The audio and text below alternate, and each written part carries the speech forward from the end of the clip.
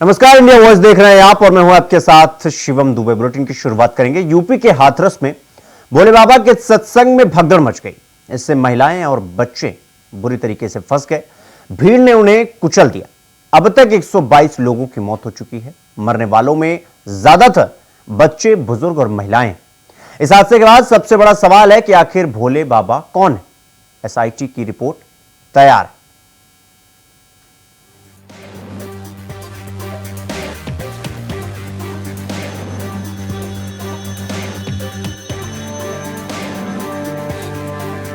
हाथरस हादसे पर एसआईटी ने अपनी जांच रिपोर्ट शासन को सौंप दी है। इस जांच रिपोर्ट में डीएम, एसपी समेत 100 से ज्यादा लोगों के बयान दर्ज हैं। मुख्य सचिव मनोज कुमार सिंह और डीजीपी प्रशांत कुमार ने हाथरस सत्संग हादसे की रिपोर्ट मुख्यमंत्री योगी आदित्यनाथ को सौंपी है। एडीजी आगरा जोन अनुपमा कुलश्रेष्ठ और कमिश्नर अलीगढ़ वी चैत्र को जांच रिपोर्ट सौंपी गई थी। रिपोर्ट बयानों और जांच के तथ्यों के आधार पर तैयार की गई है। रिपोर्ट के आधार पर शाम तक कार्रवाई की जा सकती है। शासन ने मंगलवार को हुए हादसे के बाद एडीजी आगरा जोन अनुपम कुलश्रेष्ठ की अध्यक्षता में एसआईटी का गठन किया था, जिसमें मंडलायुक्त चैत्रा वी को भी शामिल किया गया। हादसे के बाद बुधवार की सुबह तक राहत और बचाव कार्य और फिर दोपहर में सीएम का दौरा रहने के चलते एसआईटी की जांच रफ्तार नहीं पकड़ पाई थी। मुख्यमंत्री के जाने के बाद जांच तेज हो गई। सबसे पहले ये प्रारूप तैयार किया गया, जिसमें तय किया गया कि किन लोगों के बयान होने हैं। उन सभी की सूची बनाकर उनके बयान दर्ज कराने के लिए समय तय किया गया था। इन सभी से पूछताछ पुलिस लाइन परिसर में हुई। साथ ही यूपी सरकार के कैबिनेट मंत्री संजय निषाद अस्पतालों में घायलों से मुलाकात करने पहुंचे। देखिए, विपक्ष को राजनीति करना है, अपने हिसाब से उसको जब मौका मिलता राजनीति करेगा।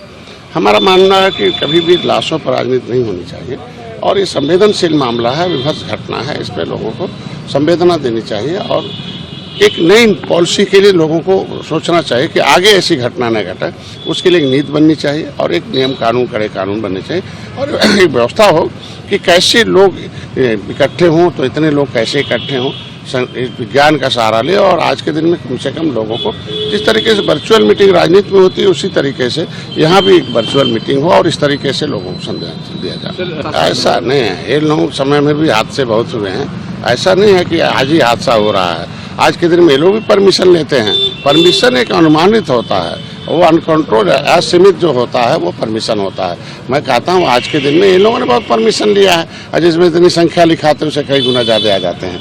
तो ये परमिशन तो ये तो जो भी इन्वाइटेशन होता है आयोजनों का वो अनलिमिटेड होता है, एक अप्रॉक्सीमेटली कहा जाता है, उस पर कुछ नहीं मानता। निश्चित रूप से जो जैसे जद में आएगा हमारी सरकार, माननीय मुख्यमंत्री जी जांच कराते हैं और जांच में जो दोषी पाया जाता है, कितनों रसूखदार उसके खिलाफ कार्रवाई करते हैं। आपने देखा होगा माननीय मुख्यमंत्री जी तुरंत इसको तत्परता दिखाई और खुद लोगों को लगाई और अपने भी मौके पर गए।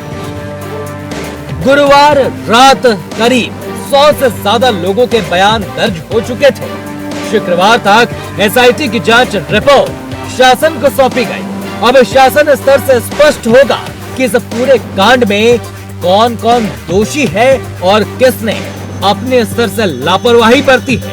एसआईटी का गठन हादसे के मूल कारण और लापरवाही व अनदेखियों को उजागर करेगा।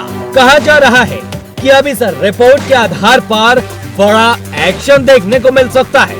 रिपोर्ट में बयानों के आधार पर जिसकी भी लापरवाही मिलेगी उस पर गाज गिरनी तय है। हालांकि अधिकारी जांच रिपोर्ट को लेकर कुछ भी बोलने से बच रहे हैं, लेकिन कहा जा रहा है कि नीचे से लेकर ऊपर तक जिसकी भी लापरवाही मिलेगी उसके खिलाफ कार्रवाई तय है। Bureau report, India voice.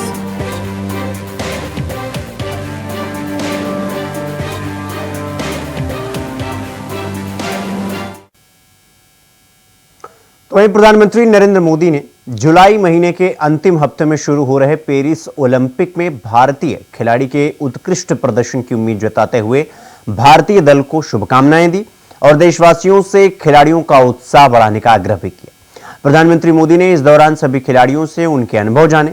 इस दौरान कई खिलाड़ी ऑनलाइन भी जुड़े। इनमें नीरज चोपड़ा के अलावा पीवी सिंधु, निकहत जरीन जैसे धाकड़ प्लेयर्स भी रही।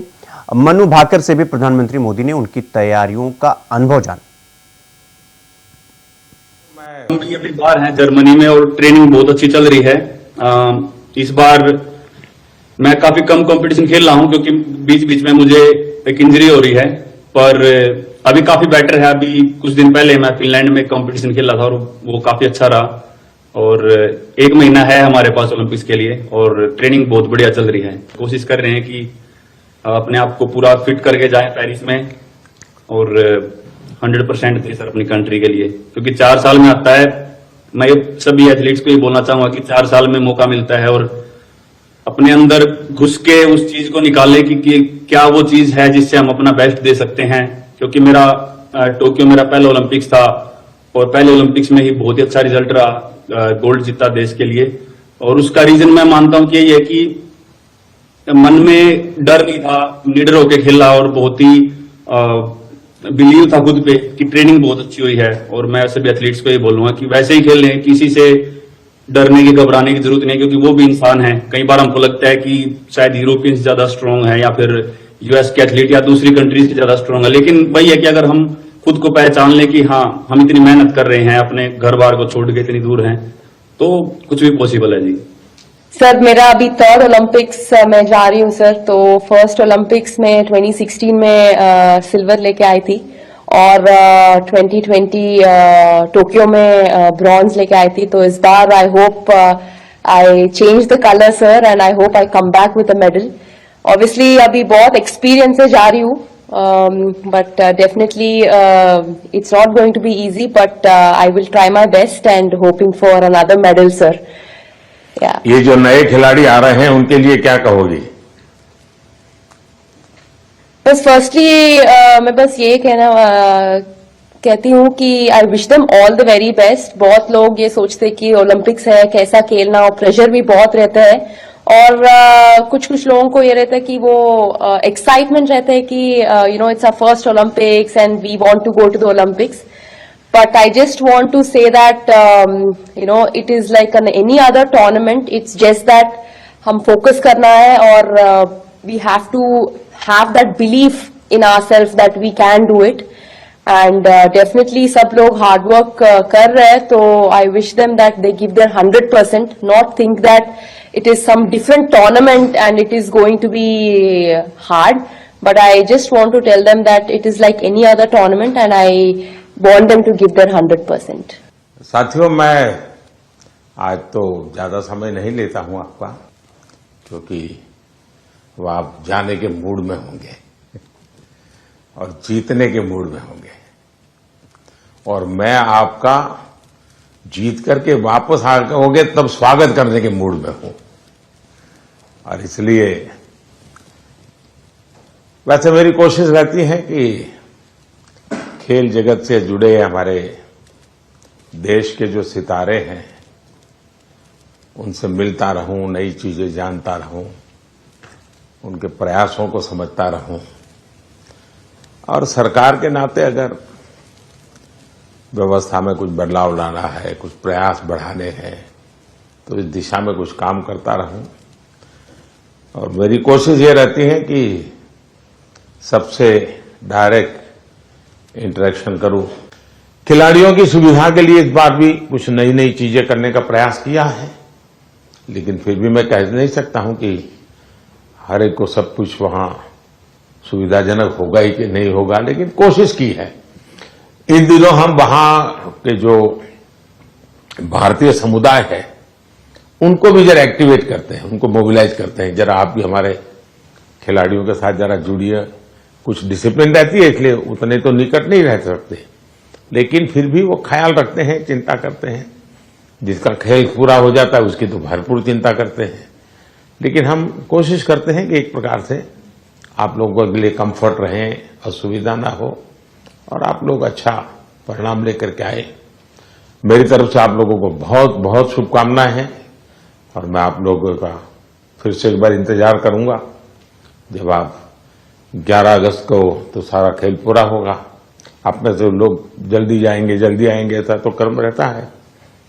लेकिन मैं कोशिश करूंगा कि 15 अगस्त को एक बार लाल किले पर जब कार्यक्रम होता है तो आप लोग भी उसमें उपस्थित रहें, ताकि देश देखेगा कि यहां से हमारे ओलंपिक खेलने के लिए जो गए थे, क्योंकि ओलंपिक खेलने जाना ये भी बहुत बड़ी बात होती है जी। लेकिन मैंने देखा है कि मैं कई खिलाड़ियों को जानता हूं, वे कभी भी परिस्थितियों को दोष नहीं देते। वो हमेशा कहते हैं कि जी मुझे वो टेक्निक मेरे लिए नई थी, वो जो करता था मैंने अंदाज नहीं लगाया कि वो भी एक तरीका हो सकता है। कहने का तात्पर्य है कि दोस्तों, हम खेलने के लिए जा रहे हैं, हम अपना बेस्ट परफॉर्मेंस के लिए जा रहे हैं, लेकिन ओलंपिक सीखने का भी बहुत बड़ा मैदान होता है।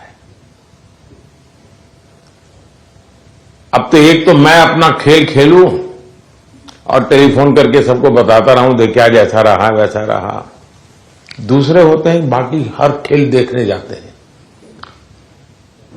फलाना देश कैसे खेल रहा है, टिकना देश कैसे खेल रहा है, और वो चीजों को पूरी तरह ऑब्जर्व करता है, कोशिश करता है एब्सॉर्ब करने की, और आकर के अपने कोच को भी बताया यार भाई मैंने देखा उसने तो बड़ा कमाल कर दिया था लास्ट मोमेंट, अब मुझे भी बताइए वो क्या टेक्निक थी। कभी उस वीडियो को लेकर के 10 बार देखता है कि उसने कैसे उसको पलटा था। तो इन्हें जो सीखने की वृत्ति से काम करता है उसके लिए सीखने के बहुत अवसर होते हैं। जो शिकायत में जीना चाहता है उसके लिए भी अवसरों की कमी नहीं होती। दुनिया के समृद्ध देश भी उत्तम से उत्तम सुविधाओं के साथ आए हुए लोग भी शायद शिकायत करते हुए नजर आएंगे, और हमारे जैसे देश के लोग जाते हैं, कई कठिनाइयां होती है, बहुत सी असुविधाएं होती है, लेकिन दिल में उसके मन में रहता है मेरा देश, मेरा तिरंगा झंडा, और इसलिए वो कठिनाइयों को, असुविधाओं को बिल्कुल साइड में रखता है, वो अपने मिशन के लिए लग जाता है। और इसलिए साथियों, मुझे पक्का विश्वास है कि इस बार भी खेल के मैदान में आप भारत का नाम रोशन करके आएंगे। तो बुलेटिन में रुकेंगे एक छोटे से ब्रेक के लिए। खबरों का सिलसिला जारी है, फौरन लौट रहे हैं। ब्रेक के बाद एक बार फिर आप सबका स्वागत है मेरे साथ। रुक करेंगे अगली खबर की ओर। कांग्रेस सांसद राहुल गांधी ने शुक्रवार को हाथरस हादसे के पीड़ितों से मुलाकात की। परिजन उनके गले से लिपट कर रोए। हादसे में मां को खोने वाली एक बच्ची फपक फपक कर रोने लगी। राहुल ने उसे संभाला और गले लगाया। राहुल ने कहा कि बिल्कुल टेंशन न लो, हम आपके साथ हैं, आप सभी मेरा परिवार है, हम इस मुद्दे को संसद में उठाएंगे। इस दौरान राहुल जमीन पर बैठकर पीड़ित परिवारों से बातचीत करते हुए भी नजर आए। राहुल ने कहा कि पीड़ित परिवार बहुत दुख में है, शॉक्ड है। पीड़ितों ने साफ कहा कि प्रशासन की लापरवाही से यह हादसा हुआ। आपको बता दें कि शुक्रवार को राहुल गांधी पहले अलीगढ़ पहुंचे, इसके बाद हाथरस।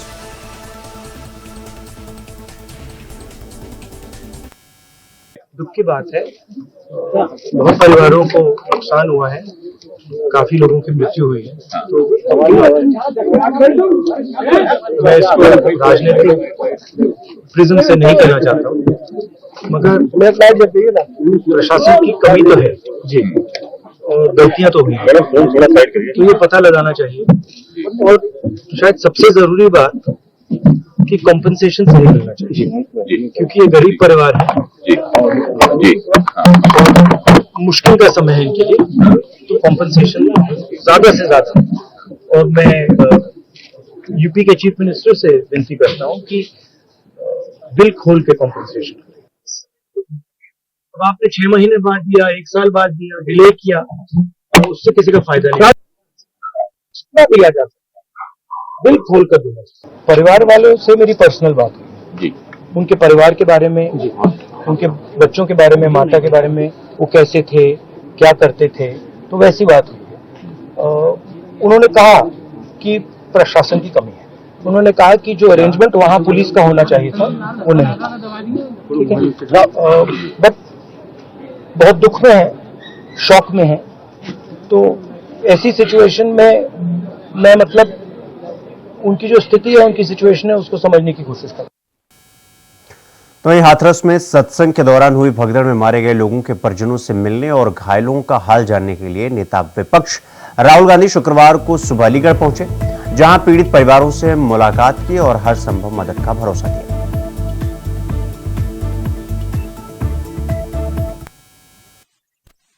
समझा रहे थे, यही कह रहे थे हम आपकी के पार्टी के द्वारा आपकी मदद करेंगे। जो समझा रहे थे सबको, परिवार वालों ने बात अच्छे से की। यही कह रहे थे पूरी मदद करेंगे हम आपके परिवार की।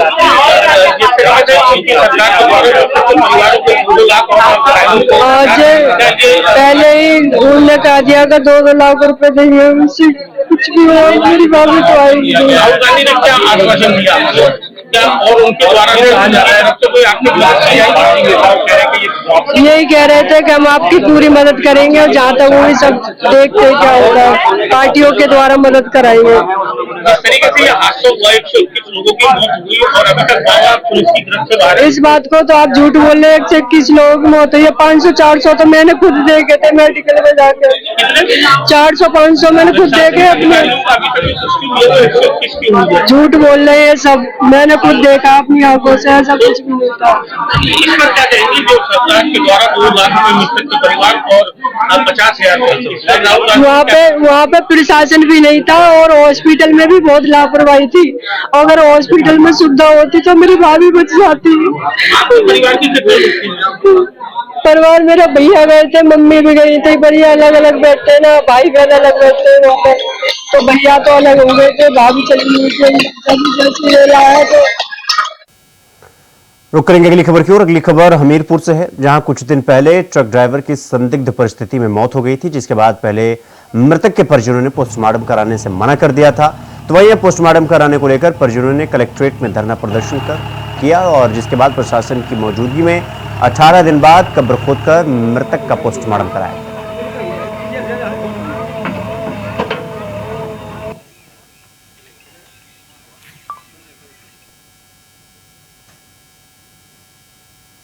तो वहीं अलीगढ़ में हाथरस भगदड़ के कई पीड़ित परिवारों से भी बातचीत की है हमारे संवाददाता मोहम्मद शहनवाज ने। इस दौरान क्या कुछ कहा पीड़ित परिवारों ने, आइए आपको सुनवाते हैं। सत्संग में हुई भगदड़ के बाद हादसे में 121 लोगों की जिंदगी मौत की आगोश में समा गई। वहीं कांग्रेस के राष्ट्रीय अध्यक्ष और सांसद राहुल गांधी आज जिन मृतकों के परिवार से मिलने अग्राबाद के गांव पिलखना पहुंचे। इस गांव से 12 लोग उस सत्संग कार्यक्रम में शामिल होने गए थे, जबकि 12 में से 4 लोग वापस नहीं आए, जिसमें एक 5 वर्षीय बच्चा भी शामिल है। वहीं इस समय जिस परिवार में हम खड़े हैं, इस परिवार ने अपनी मां को खो दिया है, जो उस सत्संग में गई थी। हालांकि कुछ लोगों का ये भी कहना है कि बाबा को कहीं ना कहीं प्रशासन के द्वारा बचाने का प्रयास किया जा रहा है। तो वहीं जिनने अपनी मां को खोया है, उनसे हम बात करेंगे। अच्छा, आपका नाम क्या है? सुनील कुमार। सुनील जी, आपके घर से उस सत्संग कार्यक्रम में कौन गया था और किस तरीके का हादसा उनके साथ सामने आया? मेरी माँ थी। माँ हमारे यहाँ से टेम्पो करके लेके गए थे, कम से कम 20 लोग गए थे। कोई मोटरसाइकिल से गया था। वहाँ जाके जगह मिल गई थी, बैठ गए थे अच्छी तरह से। पर वहाँ एकदम सत्संग खत्म हो गया था, वहाँ से भागदौड़ होने लगी थी। सुनील जी, ऐसा क्या था उस कार्यक्रम में, सत्संग में, जो अचानक से वहाँ भगदड़ हो गई और एक इतना बड़ा दर्दनाक हादसा हो गया? वो उनकी मिट्टी उठा रहे थे, पैर की धूल उठा रहे थे, उसी वजह से भगदौड़ हुई थी। इस वजह से दबते गए इंसान, दबते गए, ऐसे खत्म हो गई सारी। अच्छा, आज कांग्रेस के जो राष्ट्रीय अध्यक्ष है राहुल गांधी और सांसद है, वो आज आपसे मिलने आए, क्या आपसे बातचीत हुई? यही होती है, हम तुम्हारे साथ हैं और कोई भी तकलीफ होगी तो हम तुम्हारा साथ देंगे, यही कह के गए थे। सरकार, उत्तर प्रदेश सरकार ने मृतकों के परिवार को 2-2 लाख के मुआवजे की बात और जो घायल है उनको 50,000 की बात कही है। इस पर राहुल गांधी के द्वारा क्या कहा गया? अभी तो कुछ मिला नहीं है, अब कोई पता भी नहीं है, ये हम कह रहे हैं। राहुल गांधी से जब आपकी बात हुई तो क्या बात हुई इस मामले में? ये कह रहे थे कि हम तुम्हारे साथ हैं कोई भी परेशानी होगी हम हैं, यही कह रहे थे। तो सुनील जी, इस पूरे मामले में इतनी जानें चलेंगी और इतने लोग घायल हो गए, लेकिन बाबा पे अभी भी कोई FIR दर्ज नहीं हुई और कुछ लोग बाबा को चमत्कारी बता रहे हैं, बाबा को बता रहे हैं कि वो बाबा चमत्कारी थे, और कहीं ना कहीं इस मामले को लेकर अभी वो पुलिस से दूर है। तो क्या लग रहा है, कहीं ना कहीं बाबा को बचाने का प्रयास किया जा रहा है? हाँ, ऐसा ही लगता है, बाबा को बचा रहे भी हैं, पुलिस वाले भी हैं उनके साथ, वो भी बचाने की कोशिश कर रहे हैं। तो क्या बाबा चमत्कारी थे? नहीं थे, वो चमत्कारी नहीं थे। उनमें चमत्कार होता तो वह बचा लेते। जो इतना इंसान खत्म हुआ, वो तो खुद अपनी जान बचा के भाग गए, पर दोबारा लौट के भी नहीं देखा। कितनी मेरी भक्त खत्म हुए हैं तो मैं देखूं लौट के। सुनील जी, अगर आपका कहना है कि बाबा अगर चमत्कारी थे तो जितना बड़ा ये हादसा हो गया, इतने लोगों की जान चली गई, तो बाबा चमत्कारी होते। लेकिन हमारे बराबर में एक महिला बैठी है, उनका कहना है कि उनके पति को कैंसर था, बाबा चमत्कारी थे और उनके चमत्कार ने उनको कैंसर दूर कर। हाँ, ये भी मैंने सुना है कि किसी का कैंसर था, वो खत्म हो गया जाते ही। किसी को दारू की लत थी, वो दारू छूट गई। ऐसा कुछ नहीं था, हम भी गए, हमें तो ऐसा कुछ भी नहीं दिखा उनके लिए। सब उनके सब जाल बिछाया हुआ था, वही लोग थे। हाँ, इसलिए वो कहते थे कि कैंसर खत्म हो गया, कि दारू छूट गई, कि मीट मछली छूट गई। ये सब कुछ नहीं है ऐसा। सुनील जी, इस हादसे में आपने अपनी माँ को खो दिया, तो आप किस तरीके की कार्रवाई चाहते हैं सरकार से कि बाबा पर किस तरीके की कार्रवाई हो जो आगे इस तरीके का और कोई हादसा ऐसा दर्दनाक न घट सके? मैं तो ये कह रहा हूँ, जो जितने बाबा हैं इन पर सब पे कार्रवाई होनी चाहिए, और ये बाबा हैं ये भोले, इन पे भी कार्रवाई होनी चाहिए कि आगे कोई ऐसा कोई हादसा ना हो। बस मैं तो ये कहना चाहूंगा। सुनील जी, आपने अपनी माँ को खोया, तो आपके पूरे परिवार में कितने लोग हैं और माँ कितने लोगों को छोड़ के इस दुनिया से जा चुकी है? हमारे परिवार में 4 भाई हैं, 3 बहनें और 3 मेरी भाभी हैं। बस उनको छोड़ के चले गए। हमारे साथ थे ये पीड़ित परिवार के जिन्होंने अपनी माँ को खोया, और इस हादसे में उनका कहना है कि बाबा में अगर चमत्कार होता तो बाबा इस जो हादसा हुआ दर्दनाक, उस हादसे को रोक सकते थे। तो कहीं ना कहीं बाबा के खिलाफ इनके द्वारा कार्रवाई की मांग भी की गई है। इधर आज इस गांव में राहुल गांधी भी पहुंचे और पीड़ित परिवार को सांत्वना देने के बाद उनसे बातचीत की। इधर पीड़ित परिवार का ये भी कहना है कि सरकार से सिर्फ आश्वासन तो जरूर मिला कि 2 लाख मृतक के परिवार के लोगों को और 50,000 घायल को मिलेगा, लेकिन अभी तक सिर्फ ये आश्वासन ही रहा है। हालांकि आज राष्ट्रीय अध्यक्ष जब राहुल गांधी इस गांव में पहुंचे तो उनके द्वारा साफ तौर पर कहा गया कि इस मामले को लेकर पूरी तरीके से जांच की जाएगी और इस मामले में जो भी लोग दोषी होंगे उन दोषियों के खिलाफ कार्रवाई की जाएगी। अलीगढ़ से मोहम्मद शाहनवाज, इंडिया वॉइस। हाथरस हादसे के बाद सत्संग में मची भगदड़ के बाद 21 लोग मौत की आगोश में समा गए, जिसमें से एक गांव अकराबाद के पिलखना में 4 लोगों की मौत हुई, जिसमें एक 5 वर्षीय बच्चा भी शामिल था। उसी दौरान आज राहुल गांधी जो सांसद हैं वह मृतक के परिवारों से मिलने आए और उनसे उनका हालचाल जाना, जिसके बाद राहुल गांधी ने मामले को लेकर कठोर से कठोर कार्रवाई का पीड़ित परिवारों को आश्वासन दिया है और जल्द ही मामले में उनके द्वारा आर्थिक मदद की भी बात की गई है। हालांकि जब हम इस गांव में आए तो लोगों से तरह तरह की बातें मिली। कुछ लोगों के द्वारा जानकारी दी गई कि बाबा अगर चमत्कारी था तो बाबा ने इतने बड़े कांड को कैसे नहीं रोका। बाबा अगर चमत्कारी होते तो अनाउंसमेंट करके सभी जिनमें भगदड़ हो रही थी उनको रोक सकते थे और इतना बड़ा ये हादसा सामने नहीं आता। वहीं हमारे साथ एक ऐसे भी शख्स मौजूद है जिसमें इनकी पत्नी भी सत्संग में शामिल थी और वह गंभीर रूप से घायल हुई थी। तो वहीं अशोक जी का कहना है कि मैं कैंसर से पीड़ित था और बाबा के चमत्कार से मैं कैंसर से मुक्त हो गया। आइए बात करेंगे इनसे कि क्या ऐसा सच में था। अशोक जी, आप तो बताइए, क्या आपको जो कैंसर था तो वो सही होगा, क्या होगा? हाँ, सही हो गया, लेकिन कल की दुर्घटना बाद में 2 तारीख की दुर्घटना जो बनी का है, कुछ कीचड़ सी और कुछ भगदड़ सी मची है। तो उसके बाद में नीचे को जो ढलान पे थे, रोड पे थे, मतलब ये कि 5-6 फुट की गहराई पे वो मृत्यु हुई है इनकी। नहीं, आपका कहना है कि बाबा जो है चमत्कारी थे, मैं कैंसर से पीड़ित था, बाबा के चमत्कार ने मेरा कैंसर खत्म कर दिया, इसमें क्या सच्चाई है? इसमें अब देखो क्या होता है, लेकिन चमत्कारी तो आती ही था, लेकिन अब जो होगा सो देखा जाएगा क्या। अगर बाबा चमत्कारी होते तो ये इतना बड़ा हादसा हो गया, इसमें 121 से ज्यादा लोगों की जान चली गई, सैकड़ों लोग इसमें घायल हो गए, इस पर क्या कहेंगे? आनी चाहिए उन्हें वापिस, होता है मैं तो कह रहा हूँ कि उनकी मदद तो होनी चाहिए। आप क्या होगा ये तो वही जाने। अच्छा, इस हादसे में आपकी पत्नी भी उस सत्संग में शामिल थी और वो भी गंभीर रूप से घायल हो गई, उनका भी ये कहना है कि बाबा चमत्कारी थे, तो क्या उनका चमत्कार उनको सही कर सकता है? अब देखो क्या होता है, चमत्कार कर सकता है या कुछ और हो सकता है। अच्छा अशोक जी, बताइए, इतना बड़ा हादसा हुआ, इतने लोगों की जान चली गई, तो क्या चाहते हैं आपके पुलिस प्रशासन या शासन की तरफ से बाबा पर कोई कार्रवाई की जाए? देखो कार्रवाई होनी चाहिए, छानबीन तो होनी चाहिए था, लेकिन प्रशासन कम, जो इतनी मांग मांगी है था प्रशासन उससे ज्यादा कम था। आप इस पूरी घटना में किसको दोषी ठहरा रहे हैं? हम तो ये कह रहे हैं कि दोषी तो होता है दोनों ही है। जब प्रशासन की मांग मांगी तो प्रशासन होना चाहिए, मौजूद होना चाहिए, प्रशासन नहीं है था। अच्छा, आपका कहना है कि बाबा के द्वारा जो कार्यक्रम था उसमें प्रशासन से उन्होंने काफी लोगों की मांग की थी, लेकिन इतने लोग न होने की वजह से ये हादसा सामने आया? हाँ जी, ये हादसा सामने प्रशासन के न होने पे ही हादसा हुआ, और कुछ नहीं है। तो आप किसको दोषी मानते हैं, बाबा को या प्रशासन को? प्रशासन को मानते हैं, जब प्रशासन नहीं है मौजूद तो खबर दिन भर में फिलहाल अभी के लिए बस इतना ही। देश और दुनिया की तमाम खबरों को देखने के लिए देखते रहिए न्यूज़। नमस्कार।